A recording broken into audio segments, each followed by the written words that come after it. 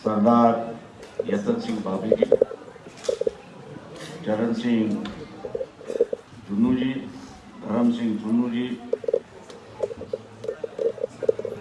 भोला सिंह टाक, इन सब का धन्यवाद देता हूं कि आज चिकलधारी समाज का जो है एक सम्मेलन एक ऐसे सभागृह में हो रहा है कि जिसका नाम अब्दुल कलाम आजाद है।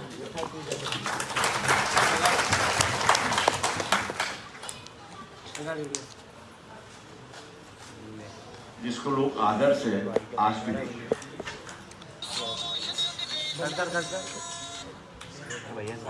इस मंच पर उपस्थित जिला के दोनों अध्यक्ष बांजी और बालखली जी, जिला की महिला अध्यक्षा लता ताई बामदे, मेरे पहले जिन्होंने तकरीर की वो चौहान जी, साथ साथ सभी के नाम लूंगा तो मेरे ख्याल से 5-10 मिनट उसी में चले जाएंगे। इसलिए सम्मानित मंच, दोस्तों, भाई और बहनों, नागपुर के नजदीक तलेगांव जो है, वहाँ का जो सिकलदारी है मैं उससे अच्छी तरह से जानता हूँ, वो भी मुझे अच्छी तरह से जानता है। समाज की परिस्थिति वाकिफ हूँ,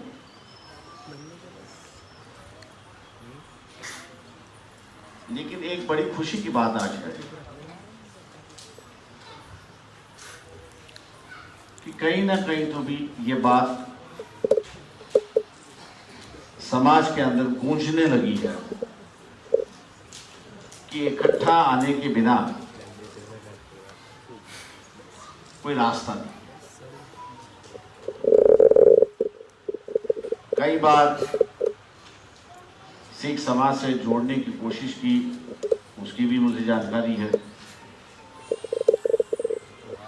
लेकिन जिस तरह से स्वीकारना चाहिए उस तरह से सिख समाज ने भी आपको स्वीकारा नहीं, ऐसी एक परिस्थिति।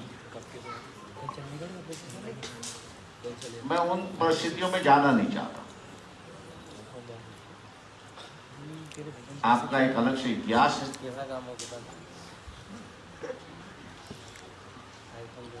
उस इतिहास के बलबूते पे ही मैं समझता हूं कि आप अपनी परिस्थिति बदल सकते हो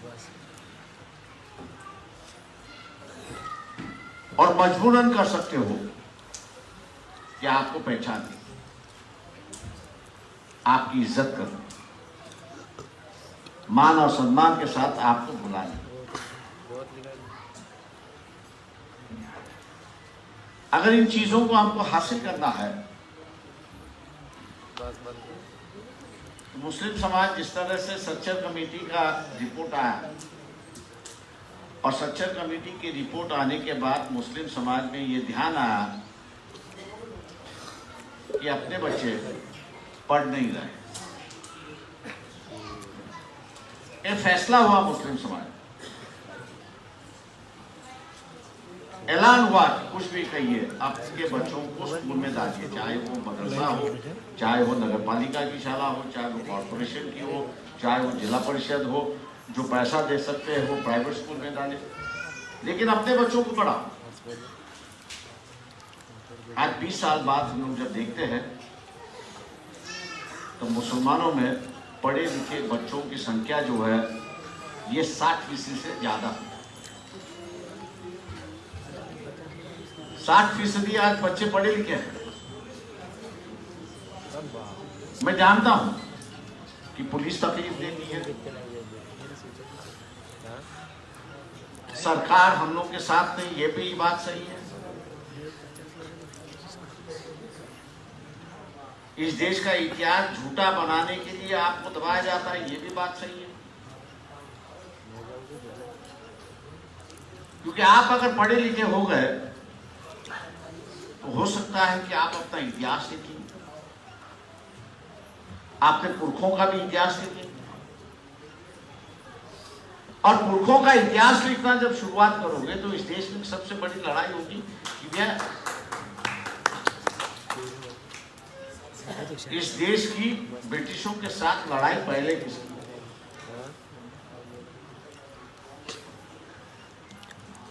आज कई लोग हैं जो ब्रिटिश सरकार की गोद में बैठ के खाना खाते रहे, आज वही गवाह दे रहे कि नहीं हम ब्रिटिशों के खिलाफ लड़े। तो मैंने उनसे पूछता हूँ एक तो भी शहीद तो बता दो, एक शहीद बता दो। मैंने कहा वो बोले आप ऐसे सवाल करते हो कोई जिसका जवाब नहीं है। मैंने कहा अगर शहीद हुआ तो वही मैं कह सकता हूँ कि आप उनके खिलाफ लड़े थे। सवाल ये है इसमें, आजाद हम लोग हो गए, अब आजाद होने के बाद हम लोग में दिमाग में एक बात उतारना है। जैसे पुरानी तोलियों का राज था, उसी तरह आज भी तोलियों का राज है। कोई रहम दिल से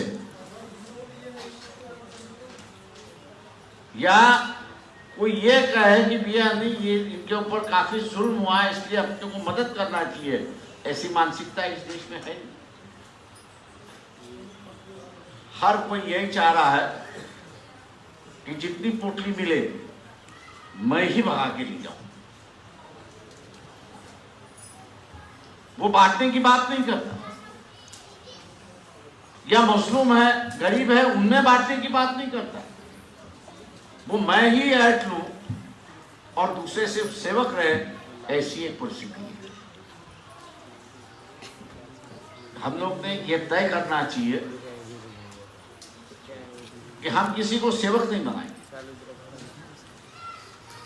हम लोग किसी को सेवक नहीं बनाएंगे, लेकिन हम लोग जो है यहाँ एक इंसानियत की जिंदगी, एक इंसानियत की जिंदगी, सम्मान की जिंदगी, भाईचारे की जिंदगी, अधिकार की जिंदगी और किसी को किसी से भी ना डरते हुए अपनी जिंदगी गुजारने का अधिकार है, उस व्यवस्था के पीछे हम लोग लगेंगे और उसी के लिए हम लोग यहाँ पर लड़ेंगे। इलेक्शन आता है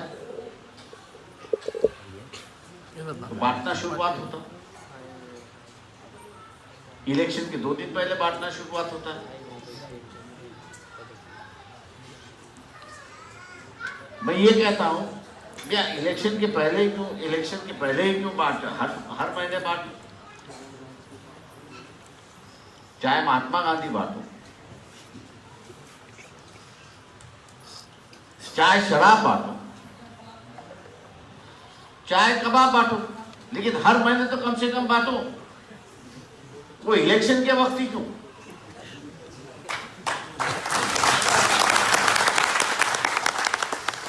वो इलेक्शन के वक्त बांटते इसलिए कि आपको दिखाना है, आपके वोट इकट्ठा करना है, आपके वोट लेना है, क्योंकि उनको मालूम है कि आपके वोट के बिना उसके हाथ में पोटली नहीं जाएगी।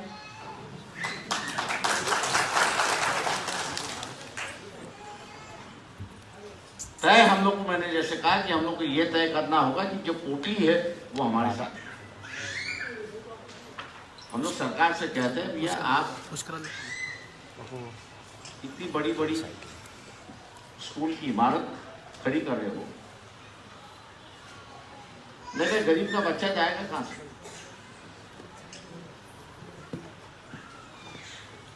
उसके पास उतनी आमदनी नहीं है, और आमदनी ना होने की वजह से पढ़ाई लिखाई से वो बाहर रहता है। मैं आपसे कहूंगा कि जिस तरह से मुस्लिम समाज तय कर लिया, कुछ भी हो, भूखे रहेंगे, एक दिन भूखे रहेंगे, लेकिन अपने बच्चों को पढ़ाएंगे। उसी तरह मैं सिकंदरी समाज से आप लोगों से आग्रह करता हूं कि तय कर लीजिए, जून आ जाएगा, जनवरी चला है, फरवरी जाएगा, मार्च जाएगा, अप्रैल जाएगा, मई जाएगा, जून से नई शिक्षा शुरुआत हो जाएगी। जो बच्चे स्कूल में नहीं है उनका नाम जो है वो हम लोग स्कूल में दाखिल करेंगे, चाहे वो जिला परिषद की हो, चाहे वो नगर पालिका की या किसी संस्था की हो।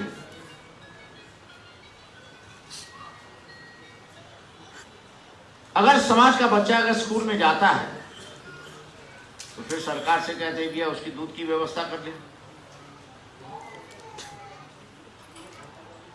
वो स्कूल में आना चाहिए इसलिए उसको अनाज की व्यवस्था कर ले, अंडे दे दे खाने के लिए, ताकि उस बच्चों को भी एक लगन लगे कि भैया मैं स्कूल में पढ़ने के लिए तो जाता हूं लेकिन खाना पीना भी मुझे मिलता है। सरकार ये कर सकती है, नया नहीं है। हम लोग के वक्त यही होता था, अंडे देती थी, दूध देती थी, बिस्किट देती थी। आज भी मैं कहूंगा कि सरकार को अगर लोगों में पढ़ने की अगर जिज्ञासा निर्माण करनी है, बच्चों को अगर लाना है तो इन चीजों को लाना होगा, दोबारा लाना होगा। अगर दोबारा लाना है तो मैं आपसे ये कहता हूं कि हम लोगों को कुर्सी पर बैठना सीखना चाहिए। सत्ता की कुर्सी है, मैंने जैसे कही बदलाव अपने आप नहीं आएगा। इंसानियत होती तो शायद अपने आप बदलाव, लोगों के अंदर एक प्रकार की भावना हो कि नहीं, ये जो सिकंदरी समाज है, कई और लोगों ने अपने अपने समाज की व्यथा बताई कि ब्रिटिशों ने कैसे उनको बंदिश बना दिया और बंदिश बनाने के बाद सब छीन लिया। वो अब अपने पांव पर खड़े हैं, सरकार की ओर से मदद होना चाहिए, सरकार ने उनको मदद करना चाहिए, इसलिए हम इनके लिए तिजोरी पूरी खोली कर देते हैं। ये उनकी भावना होती, लेकिन वो भावना इनकी नहीं। मैं जानता हूं कि नासिक में जो पुलिस की ट्रेनिंग दी जाती है, सिकंदर समाज क्या क्या करता है उसको बताया जाता है, उसको सिखाया जाता है। चोरी हुई तो ये 42 समाज जो है, इनमें से जो कोई नजदीक है उसको पकड़ के लिया, मारो पीटो सब कुछ करो और वसूल कर लो उससे।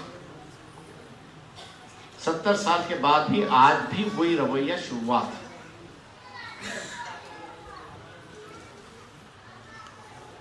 यहाँ की मानसिकता की अगर बात करूं तो ब्रिटिश ने, हम लोग कहते हैं कि ब्रिटिश तो बाहर के थे, उनको यहाँ पे राज करना था, इसलिए जो कोई उनके खिलाफ जा रहा था उसको वो बंदिश बनाएंगे, कानून के माध्यम से उन्होंने बंदिश बना दिया। ये तो उनकी मानसिकता हम लोग समझ सकते हैं, लेकिन आज देश आजाद हो गया, आजाद होने के बाद भी वो ब्रिटिश की मानसिकता आज भी बदली नहीं, वो आज बदली नहीं। वो आज क्या कह रहे हैं कि ये आदत से मजबूर है, ये आदत से मजबूर है, और आदत से मजबूर होने की वजह से ये आज भी गुनहगार है। या जन्म से तो कोई गुनहगार नहीं होता, गुनहगार जन्म से तो नहीं होता। अगर उसकी सुविधा अगर मिलती है तो उसको चोरी चकेरी करने की कोई जरूरत नहीं है।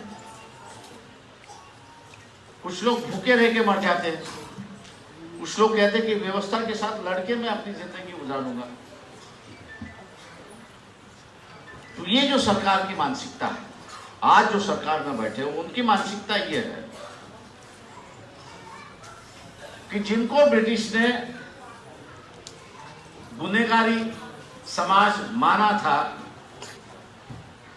आज ये कह रहे हैं कि ये मजबूरी से नहीं तो आदत से ये आज क्रिमिनल्स।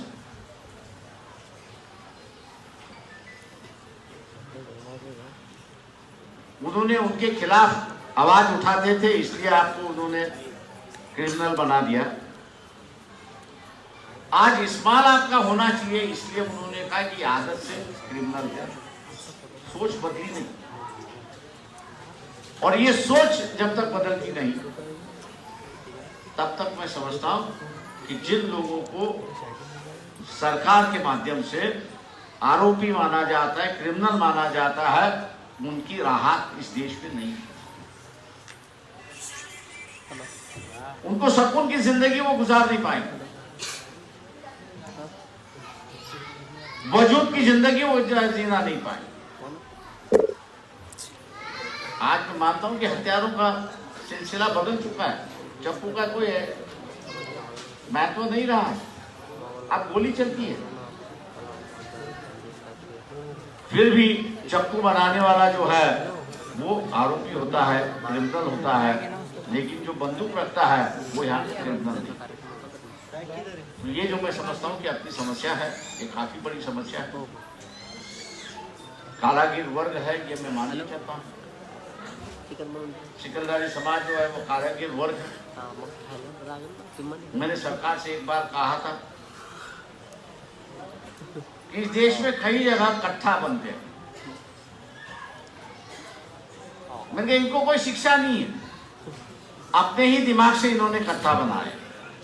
बिहार में बनता है, यूपी में बनता है, उड़ीसा में बनता है, और कई जगह बनता है। मैंने कहा तुम बाहर से क्यों कट्ठा ले आए, थोड़ी सी शिक्षा इनको दे दो, इनका शिक्षित बना दो। जो बंदूकें आप बाहर से ले आते हो, सरकारी फैक्ट्री खोल दो, इनको जो है नौकरियां वहां पर दे दो, नए नए तरीके हथियार यही बना के आपको। मैं जिस समाज की कला है, मैं इसको कला मानता हूं, ये एक कला है। मैंने कहा यही कला अगर विकसित होती है तो उसी कला के माध्यम से वो अपनी जिंदगी गुजार सकते हैं। और सरकार जो है अपने आप को इस समाज के माध्यम से सुरक्षित कर सकती। मैं 17 साल पार्लियामेंट में रहा, तो एक बार चर्चा हुई, अंगार पे चलने वाले व्यक्ति है, तो वहां बहुत बड़ी बहस हुई। बोली ये अंगार पर कैसे चलते थे? मैं सुनता रहा।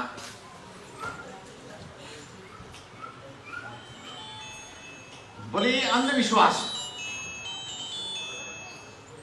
तो मैंने उनके कहा कि ये अंधविश्वास है, सही है। मैंने कहा आप भी अंधविश्वास रखे और चल के मुझे बताएंगे। बोले हमारे पांव जल जाएंगे। तो मैंने कहा जो चल रहा है उसके पांव जलते नहीं है।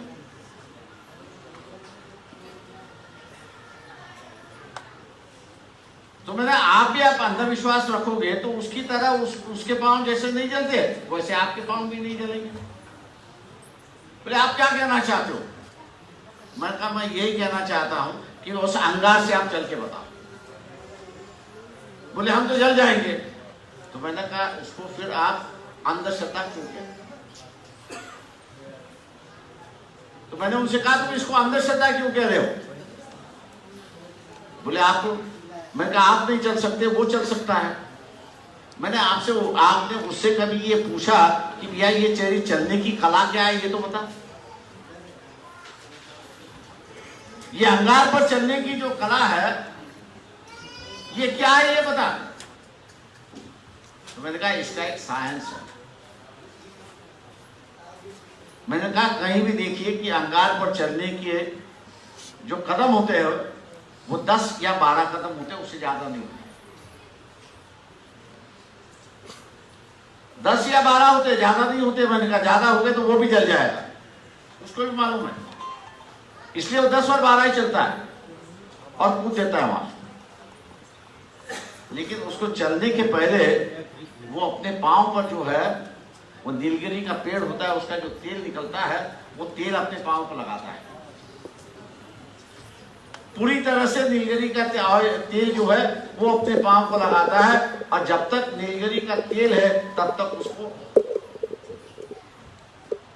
चटका हम लोग जिसको कहते हैं वो उसको बैठता नहीं, और उसके ऊपर से वो चल सकता है। मैंने कहा उसकी ये जो व्यवस्था उससे बनाई, लोगों को चूतिया बनाने की व्यवस्था बनाई, बेवकूफ बनाने की व्यवस्था बनाई, एक अंधश्रद्धा के माध्यम से उसने अपने पेट पालन करने का एक प्रोसेस बना दिया। मैंने कहा अगर इसी को ही आप कहते कि भैया ये चलने की इसकी एक कला है, ये एक साइंस है, और उसको आप अगर कुछ और देते तो शायद वो और कुछ निर्माण करता। जो कारागिर वर्ग है इस देश में, इस कारागिर वर्ग की जो कला है, उस कला को अंधश्रद्धा के माध्यम से दबा दिया है, खत्म करवा दिया, और सरकार ने उस पर पाबंदी लगा दी। मैं यही कहूंगा, जिनके पास जो हुनर है, जिनके पास वो कला है, अगर सरकार उस पर बैठ के उसको विकसित करती है और विकसित करने के लिए पूरी साधन देती है, प्रोत्साहित करती है, तो वो अपना परिवार जहां चाहे वहां पर बसा सकता है। सरकार ने ये निकालने की वजह से, प्रोत्साहित ना करने की वजह से, आज हम लोग सरकार से मांग क्या कर रहे हैं कि मुझे जगह दीजिए, मकान बनाना है। इतने सालों से मैं जंगलों में घूमता ना, आप शहरों में घूम रहा हूं, इसलिए बसने के लिए जगह चाहिए, बसने के लिए घर चाहिए। सरकार अगर यही कला अगर विकसित होती तो शायद मेरे ख्याल से सरकार के पास हमको ये मांगने की जरूरत नहीं होती। हम अपने आप को ही अपनी बलबूते पर, अपने ताकत पर हम लोग अपने आप को बसाते और एक नई व्यवस्था इस देश में खड़ी करते। मैं आप लोगों से यही गुजारिश करता हूँ, विनती करता हूँ, 70 साल में सरकार ने हमको कभी हाथ नहीं दिया, ऊपर उठने के लिए कभी मदद नहीं की। अब जो है वो हम लोग को अपनी ही व्यवस्था निर्माण करनी है, अपनी ही व्यवस्था ले आनी है, और जब तक हम लोग अपनी व्यवस्था नहीं ले आएंगे तब तक अपने को कोई मदद करने वाला होगा। सरकार जब अपनी होगी तो तिजोरी अपनी होगी, तिजोरी जब अपनी होगी तो घर बसने के लिए, घर बनाने के लिए, वहां पर पाइपलाइन लाने के लिए, पानी लाने के लिए, खेती करने के लिए, जो अर्थव्यवस्था की जरूरत है वो हम खुद ही कर सकते हैं। और इसलिए यहां जो मजलूम है, जो गरीब है, जिसको सरकार ने नकारा है, आज हम लोग को सबको इकट्ठा आना, आज हम लोग को इकट्ठा आना होगा, और इकट्ठा आकर इस देश की व्यवस्था अपने हाथ में लेनी होगी, और जिस तरह से हम लोग चलाना चाहे उस ढंग से हम लोग चला के अपना विकास करते ही रहेंगे। यही भूमिका हम लोग ने वहां पर रखी।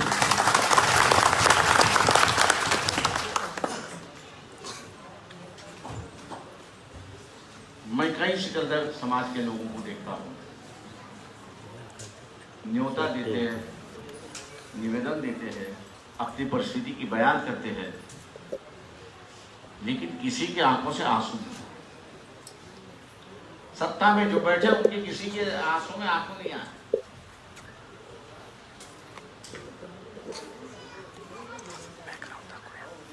हम लोग को ये देखना होगा कि हम किसी से मांगेंगे, एक तय करना होगा हम किसी से मांगेंगे, हम सत्ता काबिज करेंगे और अपनी तरीके का रास्ता हम लोग ही बनाएंगे। जो हम लोग दूसरों के साथ जाके झोली फैले,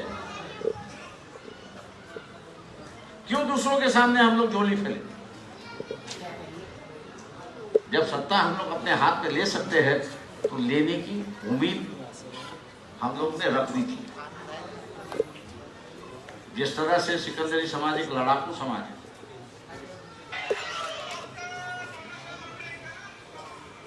लड़ाकू समाज है, राजा महाराजाओं के साथ यहाँ पे लड़ते आ रहा है, उनकी हुकूमत के साथ वो रहा है। सिर्फ यही हुआ जफर बादशाह और दूसरे राजा जफर बादशाह ने अपनी तलवार रखी नहीं, उसकी कत्ल हो गई। बाकी के राजाओं ने अपनी तलवार म्यान में डाल दी। लेकिन जिन समाजों को ब्रिटिश ने ट्राइबल कहा, क्रिमिनल कहा, उन्होंने अपनी तलवार ब्रिटिश के सामने रखी नहीं, लड़ते रहे, लड़ते रहे। ब्रिटिश ने ये देखा ये अपने हार नहीं रहे और इसलिए इनको काबू करना है, तो इनको पहले गुनहगार है करके अनाउंस कर दो, जाहिर कर दो। और जैसे ही कहा कि ये गुनहगार है, वहां लोगों को भी लगा भी ये गुनहगार है, और वहीं से जो है इन समाजों को कैद करने की कोशिश हुई। उनके गांव से उठा दिया, पकड़ लिया, तो दूसरे कैंपों में रख दिया। ऐसी एक परिस्थिति है।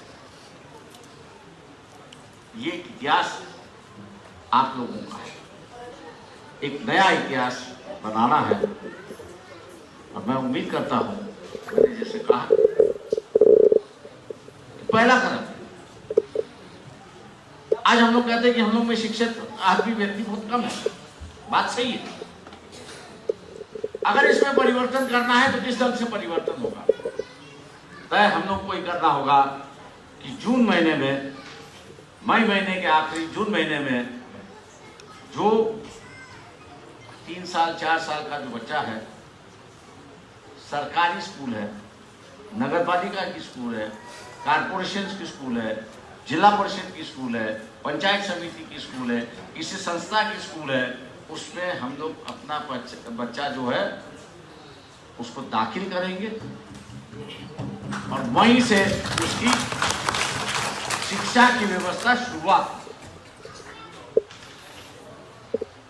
शिक्षा की व्यवस्था शुरुआत। दूसरा है कि जो हम लोग निर्माण कर रहे हैं, कि जिसको हम लोग कहते हैं कि मार्केट नहीं, बाजार नहीं है, या बाजार में बेचने गए तो पुलिस वाले उसको तकलीफ देते।